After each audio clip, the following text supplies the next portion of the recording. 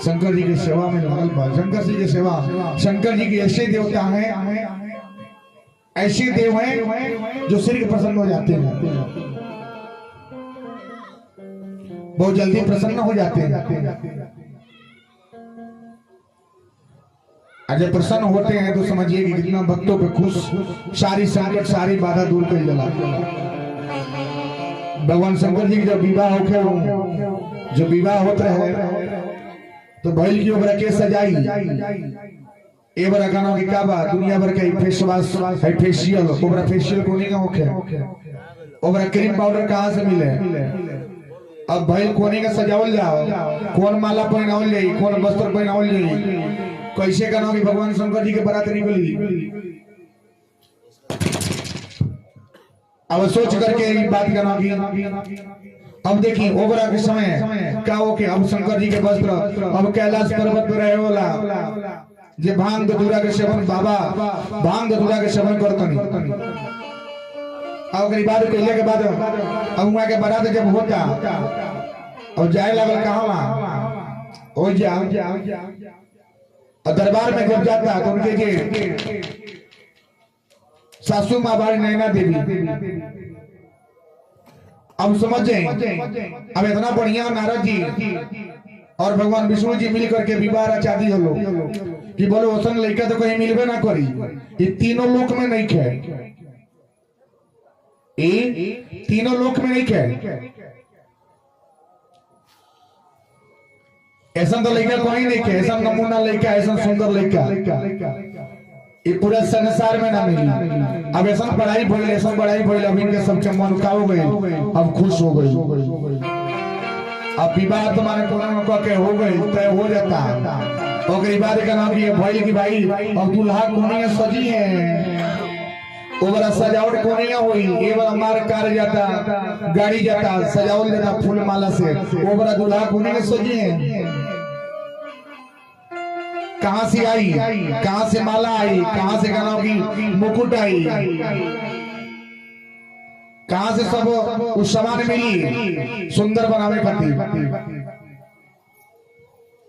अभी सोच करके गाना की सबे घबराता, बारात निकले का समय हो गई, बारात निकले का समय हो गई, सबे गाना उनकी बारात में आज दाता दुनिया के कोनो ऐसा जीव जंतु नहीं के जो उनकी बारात ना गई लोग है। सांप गोजर, बड़े बड़े जो सांप गोजर हाड़ा मकड़ा जितने भी थे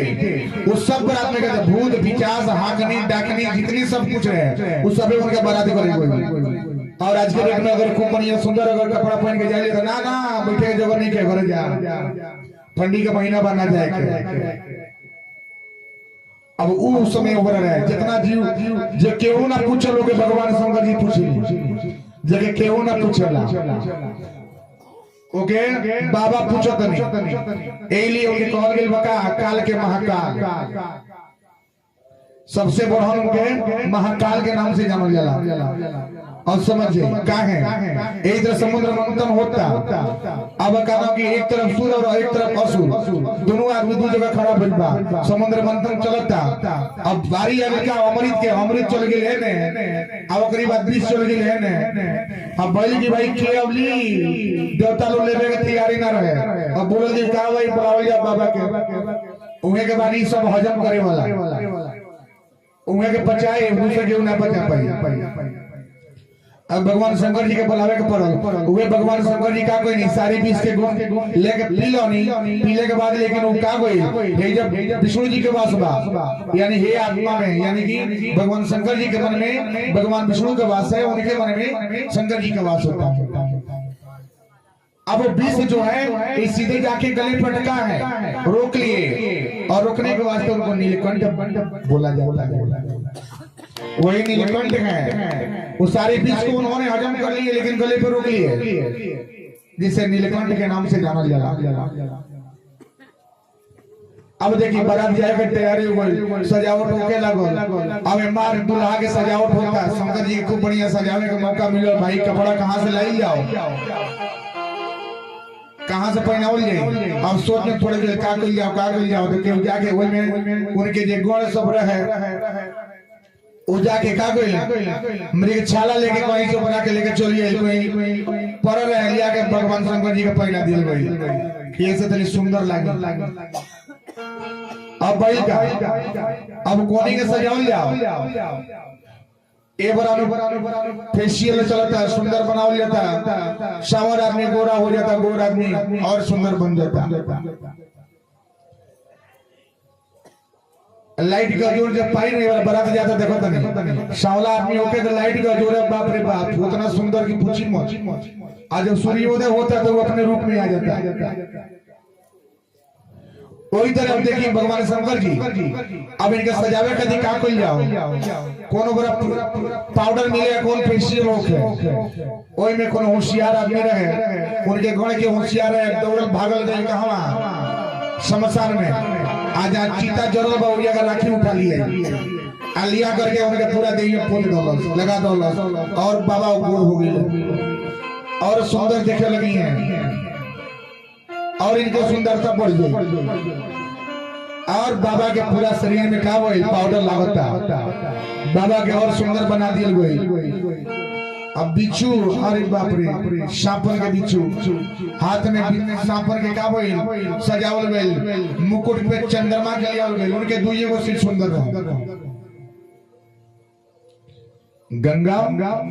और एक चंद्रमा उतना 16 श्रृंगार में दुइयों श्रृंगार सुंदर रहे। अब बुझ जाए सब अब बैल की एक बड़ा लोग कार में जाता वो बड़ा सवारी कार है के पर बैठ के बाबा के बिया करे। अब देखिए अब कनौती अब सोचनी बात बा खूब बढ़िया सजा दजा गई खूब बढ़िया लाग गई और माला को के बनावल गई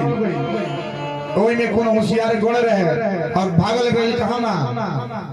शमशान भूमि में और जब खोपड़ी सो पर रहे 5-7 को खोपड़ी लेके आई बोले भाई ये पहनावल कितने जाएगी आज माला पहनावल जाता कि बर के गले में माला डाला जाए खूब पैसा का माला पहना के सुंदर बनावल जाता और मेरा माला कोनी के बनावल जाए आज दादा अब का गइल के गइल में गड़ है आ खूब हम सांप पकड़ के आई आ लेके आगे सारी सांप के देह में खोपड़ी पहना दिल गइल भगवान शंकर जी के पहना दिल गइल ले पहनी आ जो सांप डोले उतने खोपड़ी की आवाज आवे उतने खोपड़ी खूब बारी आपस में बुझाए के झुनझुना बाजता इस तरह सजावल जाए। अब सवारी हो गई बसहा यानी कि नंदी सवारी भगवान जी वही को बैठ के गइल बनी बियाह करे जब ओइजा कोई नहीं ओइजा गोइले के बाद जब सारी भूत प्रेत पिशाच हाकनी कीड़े मकोड़े जितने भी संसार में सब थे सब भगवान जी के बारात में चले गए जिसको कोई नहीं पूछे। जब ओइजा विष्णु जी देखनी अब वो ये देखने के बाद भइल हाहाकार आई बाप कोनी के बारात आई बा कोनी के बारात पहुंचता अब इनके देख के अरे पूरा गांव के लोग ठहरा गए पूरा गांव के लोग डरता भगवान जी के बारात जाता हो जा। अब देखने के बाद उन्हें काम हो अब मैना देवी के जो बॉल पे देखली अरे बाप के बारात आ गई अब भूत प्रेत पिशाच खूब आपस में टकराते रहते हम चलते नहीं आओ भगवान जी के बारात करे ये मौका कहाँ मिलेगा बा ऐसा मौका कहाँ मिलेगा बा पुलिस में।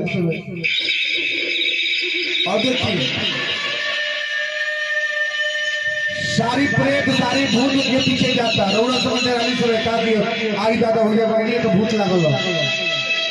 अब देखिए वहां के साथ भूत पिशाच गई बा साथे बूढ़े भी जाता।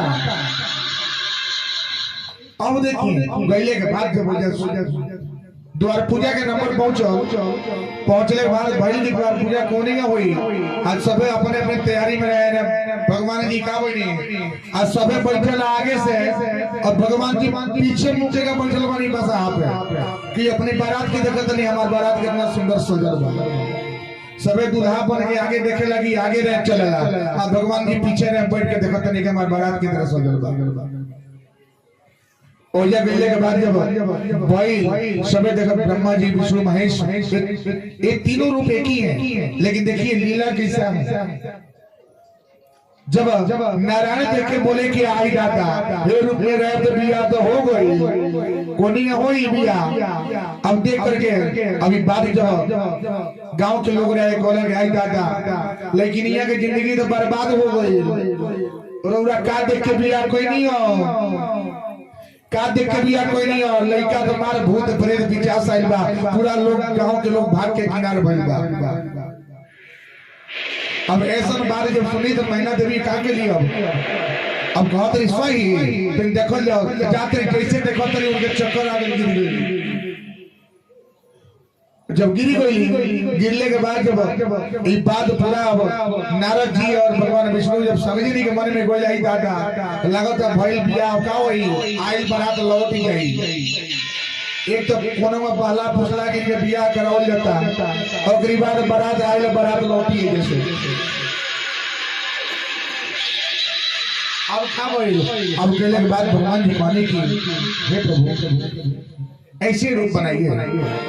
कि देखने के बाद चाहे देखिए प्रेम ऐसा होला ना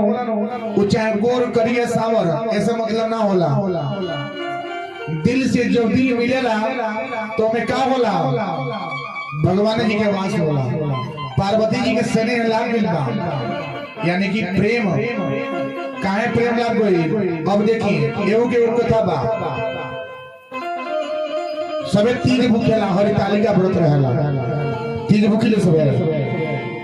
तीज भूखिले के नाम भूखिले के भूखेला कहीं हाथ उठाई से बता बस दो ही आदमी आई हो दादा ये गांव में बस दो ही आदमी तीज भूखता। तीज के व्रत ऐसा होला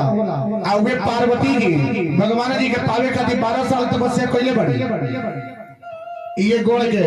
आइए बाबा भोलेनाथ के पावे खातिर 12 साल के तपस्या हुआ कइले बड़ी। अब तपस्या कइले के बाद तब जाके ऐसा सुंदर वर बोले बड़ी। अब समझी तपस्या ना कइले तब का बोल रहती संजोग से उनके विवाह लागत रहे भगवान विष्णु से। लेकिन अब का बोल इनके तो मन ही मन भगवान शंकर जी के मन में वास करे रहे बस गई। अभी जब जल्दी के हमारे विवाह भगवान जी के साथे होता इनके से ना होकर उनके साथे होता घर दुआर त्याग दो आ त्याग देने के बाद चले गई सखियन के साथ जंगल में वो जा करके का करी तपस्या हो गई सखियन। अब का कइले सन सखी निका के चुरा ले गेले सन यानी छुपा के रख दलो सन छुपा के रख दलो सन। अभी राजा के जब पता चलो कि भाई हमारी लड़की कहाँ गई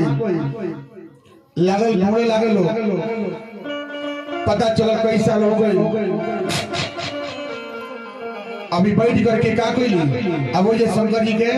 पार्थीश्वर बना करके और उनके खूब बढ़िया पूजा करे खूब बढ़िया ध्यान करे बंधन व्रत करे सूखा पत्ता खाए सावन में गाना का हो गए वो बारिश में भीग करके उनके पूजा करे। माघ के जो पल्ला पड़ेला माघ के ठंडा पड़ेला वो ठंडा में जल में डूब करके नदी स्नान करके भगवान जी के पूजा करी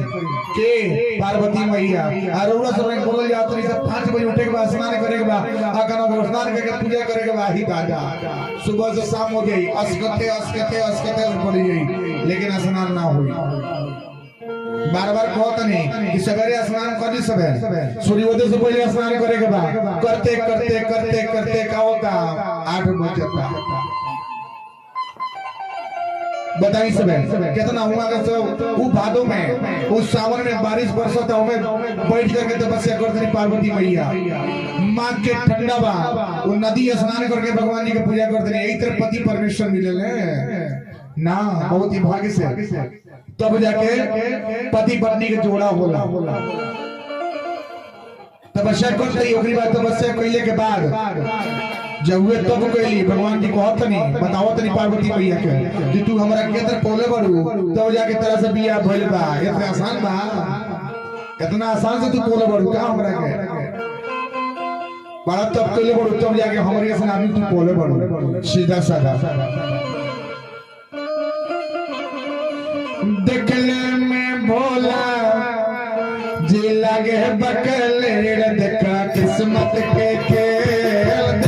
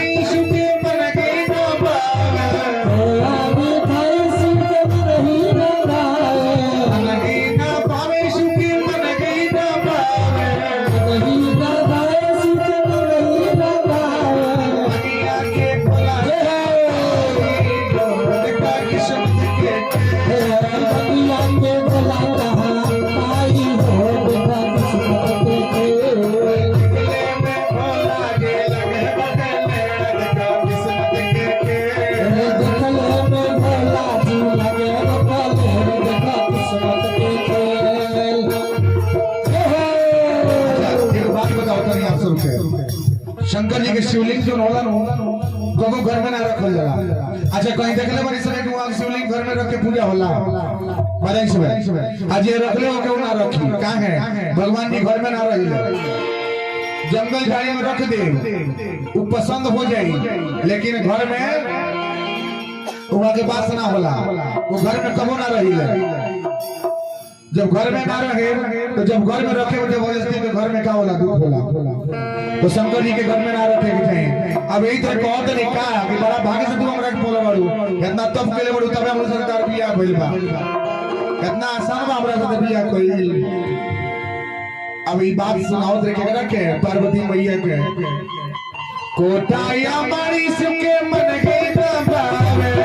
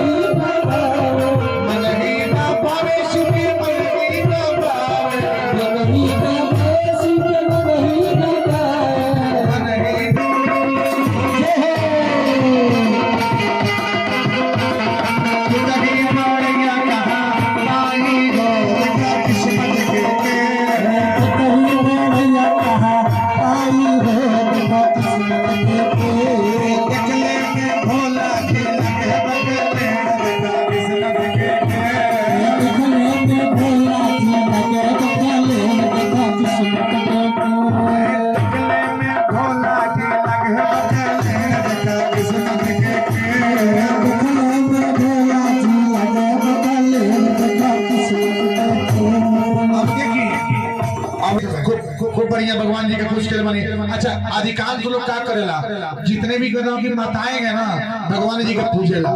काहे पूजेला कि सुख समृद्धि मिले सारी दुख दूर होके सारी कष्ट दूर होके एगो शंकर जी ऐसा देवता बानी जो जल्दी खुश हो जाएगी। चाहे एक लोटा जल लेके जाए चाहे एक गिलास दूध लेके जाए चाहे भांग धतूरा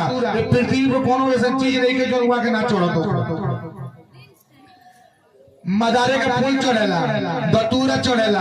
आ सब कुछ भगवान जी के चढ़ेला यानी कि जो केहू के ना पसंद हो भगवान जी के पसंद हो। अब देखिए अब का भाई अब तब व्याख्यान बतौले का कि इतना तपस्या कैले बड़ू तब जाके हमारा के तू पौले बड़ू तब जाके हमारी साथीदार बियाह भइल बा। अब सोचो अब जब बारात गई है तो उन्हें बतिया ये बताओ तो नहीं हुआ के जब उनके बारात गई थे केंद्र सजल बनी आए इतना बढ़िया पाउडर लगल बा शमशान घाट के लिया करके चिता के भस्म लगावल बा इतना गोर बना दिया गई इतना सुंदर बनावल गई माला पहने के ढंग नहीं के सांप पकड़ के आइल बा मुंड के खोपड़ी के जितना चीज बा सब पहना दियल बा माला बना दियल गई भगवान जी के माला हो गई। अब बिच्छू बनावल गई सांपन के बाई में लटकावल गई सांपन के आ गले में जो भाई बाबू के गो जन कइले से बेगा तच्चा गो बासुकीना वे हई बासुकीना जो उनके गले में रोहिल माला। अब समझ जाए इतना सुंदर का नाम कि वहां के सजावल जाता आ सजा करके अब बारात गई और ये देखे के बारे सबके होश उड़ गई कितना सुंदर जब भूत प्रेत पिशाच जब देखल लोग तो समझे नहीं कि क्या हो गई हालत खराब बा कि नगर अब का होई भूतन से भर गई बा। ओकरी बाद जब भगवान जी कहनी का हे प्रभु ऐसा सुंदर रूप बना ली कि घरवा में गईले के बाद जब मारो में जाए तो लोगवा रुआ के हे रूपवा में का देखी एको लोगवा ना रही ना कि उड़ाई बजवैया ना गवैया ना सुनवैया ना देखवैया सबे ये चल जाई तो उड़ा अकेले बिया करे। भगवान जी कहनी कि हां ये तो बात सही बा। सोचले के बाद जब मारो में कोई नहीं तो ये का कहत नहीं धीरे धीरे हमारी अंग नाम आएंगे धीरे धीरे हमारी धीरे धीरे हमारी अंग नाम आएंगे धीरे धीरे हमारी आगे आंगन के सजा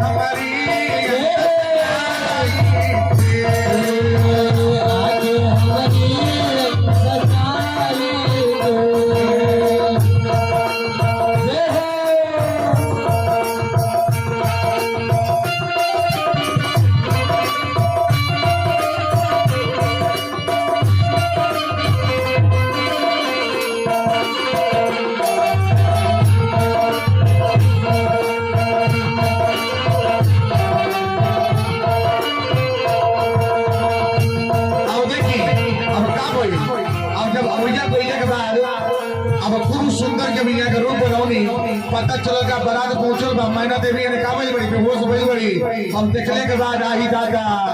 हम लेकिन जिंदगी बर्बाद हो गई हम तो क्वेश्चन उनका पर ढूंढे बानी अपनी आदमी के लगनी खो गए तनको अनफिट होला नु कहला कि हमार लेकिन जिंदगी बर्बाद कर देनी हो सस्ता पाके जाके बियाह कर देनी हो हां ये लइका रहलो हमार लेकिन के बियाह ना होई। अब जब देखले के बाद उनके होश उड़ल था अब का भाई वो ये बेहोश हो गई अपने आदमी से कहली अब करे तो करे का अब भाई अब सिर पे हाथ पड़ल बा नारद जी जाके कहनी भगवान जी कहत नहीं नारायण देवता कहत नहीं का हे स्वामी हे प्रभु कम से कम अब तो रुको अपन बना ली अब तो बना ली अपनी की जोतिया रही जाओ अगुआ रहल बनी में अगुआ गइल बनी अगुआ के होला अगुआ होला का जे बिया लगावे बहुत समय में लोग बिया कटवा रहे और जो बिया कटवा रहे आज के डेट में बिया कटवाबा ओबरा का दो आदमी कोई का जाके गौतम उनका से केकरा से पार्वती मैया से है कि उनका से बिया तू काय कर दो तार जिंदगी बर्बाद हुई वो तो भंग नहीं हुए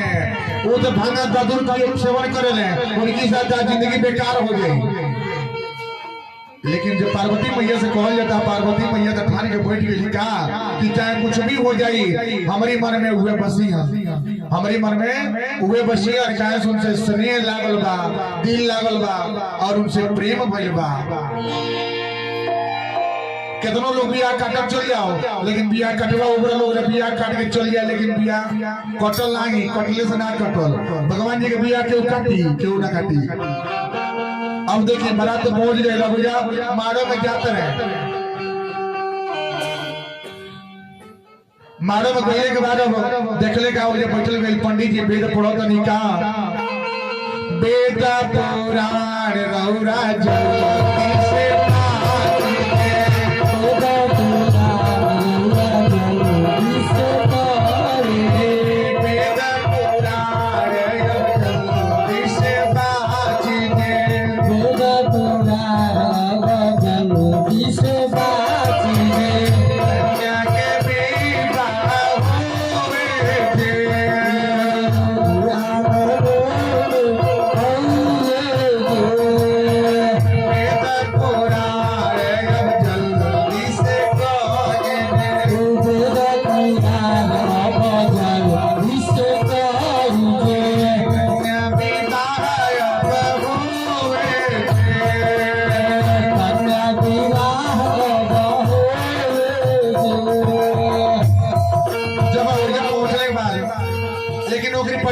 अब का जोनी हमनी के बरने तो होला बरने तो होला वो बरने तो होत रहे ओकरी पहले का जाए के कपड़ा का गइल बा का लेके आइल बनी का लेके आइल बनी का लेके आइल बनी ई कुल होला कि ना होला आजो के परंपरा में होता उहे समय के बतिया बड़ा होला जोन उस समय जोन होके ब्रह्म विवाह होके उहे विवाह के अनुसार ई का होला 7 प्रकार के विवाह होला बिया को होला 7 गो। अब सुनी सब 7 गो विवाह होला तो कौन कौन होला देव विवाह ब्रह्म विवाह राक्षस विवाह गंधर्व विवाह गिनी सब यानी कि समझिए अनेकों प्रकार के स्वयंवर विवाह पहले के लोग का स्वयंवर होके जरा विवाह करे के बैठाओ जाओ शर्त रखल जाओ ई कार्य को तब जाके विवाह हुई के हर के लेके चल जाओ ओकरा से बियाह करे गंधर्व हो जाओ अब एक तरह विवाह अभिवर ब्रह्म विवाह हुआ ब्रह्म विवाह होता ब्रह्म विवाह में नेकोड़ अब गइल बनी अब गइल बा अंगना में गइल बा सामान गइल बा कपड़ा लता जाता दिखावे खातिर लेके गइल बनी का चपड़ा चढ़ाओ वस्त्र चढ़ाओ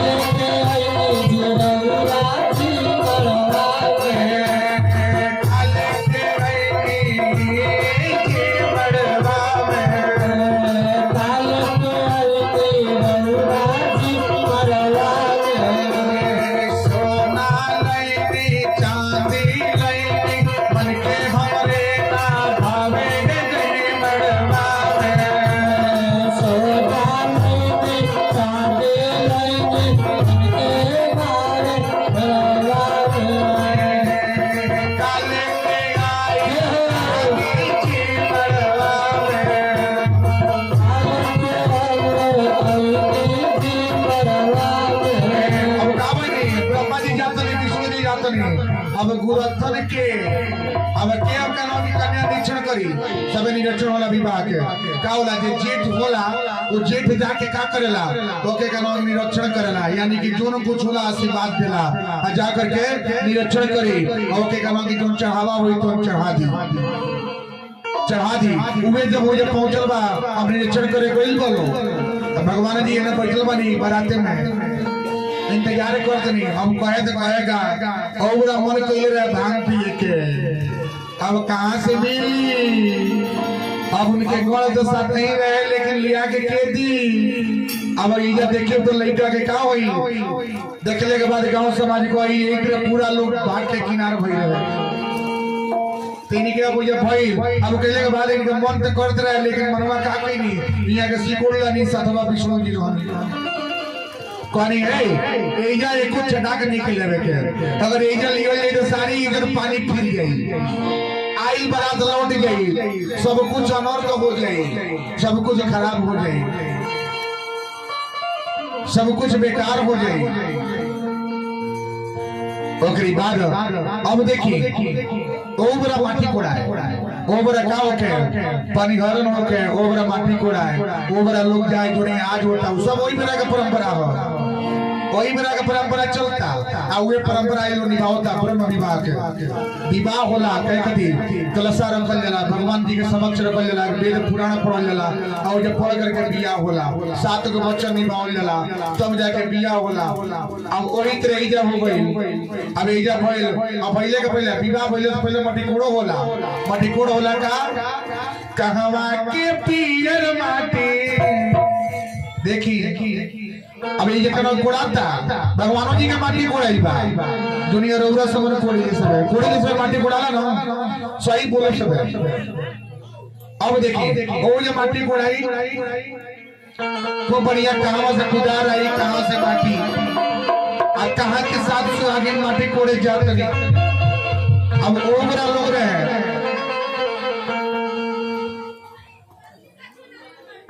कहवा के पियर माटी कहवा के खुदार हो कहवा के साथ सुहागिन माटी कोड़े जात कहवा के पियर माटी कहवा के खुदार है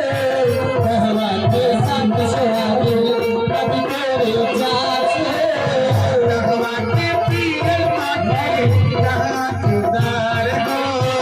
कहवा के साथ सुहागिन माटी कोड़े जात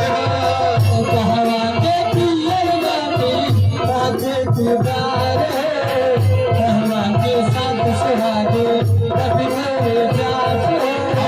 अब का भइल अब माटी जो कोड़ाए लगल अब कहां के लोगवा रहे आ कहां के मटिया रहे जो भगवान जी के जो जटा में जो गंगा बहुत रहली नु ओही जगह मटिया रहे आ जो चंद्रमा झलकत नहीं ओही जगह लोग का रहे माटी कोड़े आई रहे गंगा जी के पियर माटी गंगा जी के पियर माटी सोने के खुदार हो देवलोक से साथ सुहागिन माटी कोड़े जात गंगा जी के पियर माटी सोने के खुदार हो देवलोक से साथ माटी कोड़े जात देवलोक के साथ सुहागिन माटी कोड़े जात देवलोक से साथ सुहागिन माटी कोड़े जात कहाँ के पियर माटी कहाँ के खुदार है कहाँ के साथ सुहागिन माटी कोड़े जात कहवा के पियर माटी कहाँ के खुदार है कहवा के साथ सुहागिन माटी कोड़े जात अब देखी ओमरा माटी कोड़े ओबरा माटी कोड़ाता माटी कोड़ा के बरातो पहुंच गइल बा सब कुछ हो गइल कहानी तो फिर वो बता दो नहीं कि कोनी के भगवान जी के सजावल जाता कोनी के पार्वती जी पौली वो सारी ये बतावल गई अब देखी अब गइले के बाद जब भगवान जी के बियाह करे के नौबत आई अब पहले काम होई पीड़ा रखल जाला पीड़ा रखले के बाद 7 जगह रखल जाई और के का कोई मंत्र उच्चारण होई और के भगवान जी से स्पर्श करके बैठावल जाई अब बैठा के ऊपर जब विवाह शुरू होई आ शुरू होते चले गई ओकरी बाद नंबे आई का पानी ग्रहण होता कन्यादान देते हुए तो बैठ के खूब सुंदर रूप बनते ही जा अब पानी तो कम जाके उनके नैना देवी को बड़ी देखले कि हमार लड़की के जिंदगी समझ गए लोग हम तो झूठे कहत रहल हमरा के भड़कावत रहल इतना सुंदर दुल्हा कहां मिली है हमार तो धन्य हो गई नहीं है सन दुल्हा पाके यही तरह होला अब देखिए वो पहले के बाद जब विवाह होता विवाह होके लागल विवाह जब होके लागल तो पानी ग्रहण के नंबर आ गए जला पारना बरनाए बरे जला पारना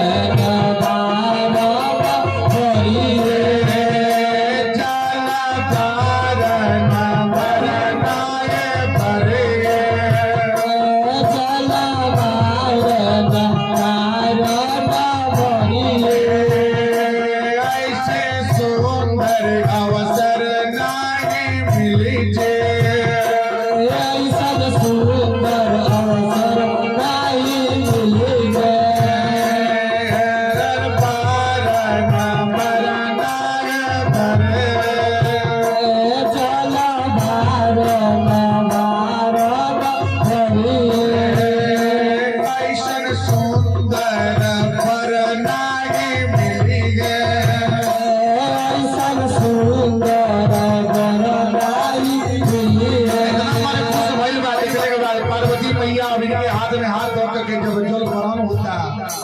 मन ही मन मुस्कुरात तो नहीं सब है कि हमने के समय आ गई बा। अब देखिए जब एजा जब हो गई पहले के बाद जब ई हो जाता तब का बनी काहे सुनाई हम वेद बखान हो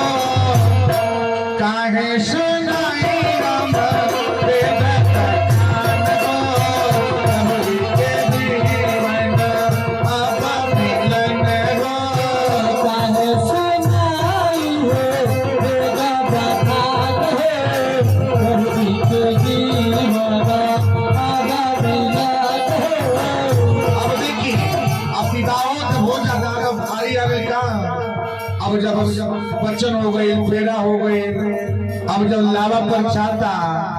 अब लावा परछे लगल तो देखिए वो ये कहानी बा ये जब गरम हो जाता अब जब परछाए लगल तो का भई अब देखिए वहां पे हम लोग भी परंपरा निभाते हैं जैसा जैसा परंपरा भगवान जी के साथ हुआ है वो शिव विवाह में वैसा ही परंपरा हम लोग भी निभाते हैं क्योंकि ये ब्रह्म विवाह है वेद मंत्रों से चलता है। अब वेद मंत्रों के द्वारा परछाए लागल और ओकरी बाद की परछा गई विवाह होके तैयार गई अब वो जगह के बैठ करके वेद मंत्र उच्चारण होता सब बतई है अब एगो न बतिया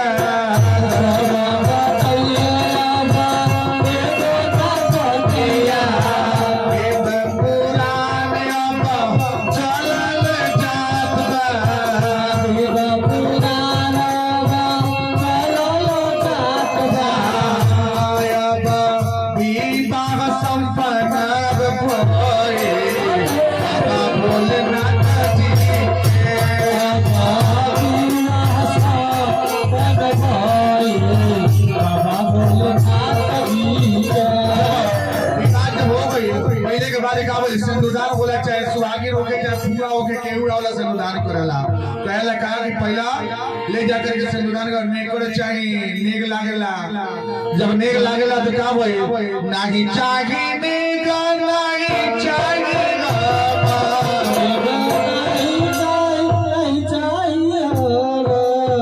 नेक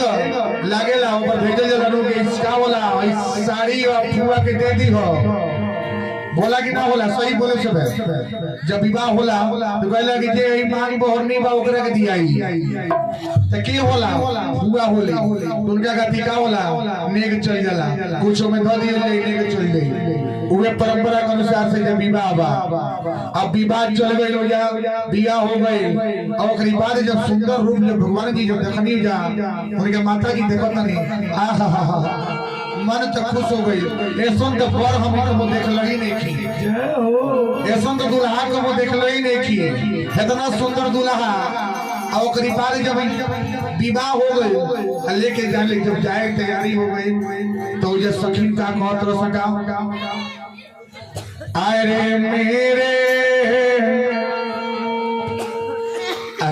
मेरे सोना साकी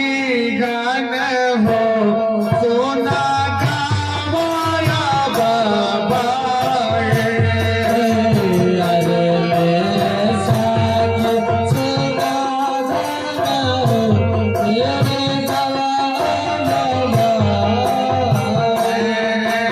सोना सखिया